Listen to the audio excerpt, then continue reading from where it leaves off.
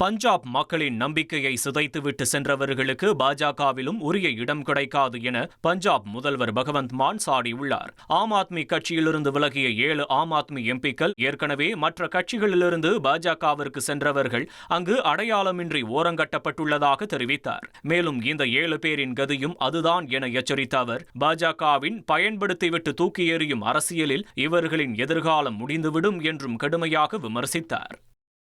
பாஜகவிற்கு தாவிய ராகவ் சதா உள்ளிட்ட 3 ஆம் ஆத்மி மாநிலங்களவை உறுப்பினர்களை தகுதி நீக்கம் செய்ய கோரி ஆம் ஆத்மி கட்சியின் மூத்த தலைவர் சஞ்சய் சிங் மாநிலங்களவை தலைவருக்கு கடிதம் எழுத உள்ளதாக தெரிவித்துள்ளார். ஆம் ஆத்மி கட்சியிலிருந்து விலகி பாஜகவில் இணைந்த ராகவ் சதா, அசோக் மிட்டல் மற்றும் சந்தீப் பதக் ஆகியோரின் மாநிலங்களவை உறுப்பினர் பதவியை கட்சி தாவல் தடை சட்டத்தின் கீழ் பறிக்க வேண்டும் என அவர் வலியுறுத்தியுள்ளார். 1,28,00,000 மனங்களை வென்ற தந்தி டிவி யூடியூப் சேனல். தவிர்க்க முடியாத தம்ப்நெயில், கலக்கலான கான்டென்ட்ஸ். நீங்களும் இந்த குடும்பத்தில் இணைய இப்பவே சப்ஸ்கிரைப் பண்ணுங்க. அசுரபலம் கொண்ட எங்கள் டிஜிட்டல் கரங்களில் உங்கள் விளம்பரங்களை சேர்க்க வாட்ஸ்அப் பண்ணுங்க. 8939888838. Email advtthanditv@dttv.in.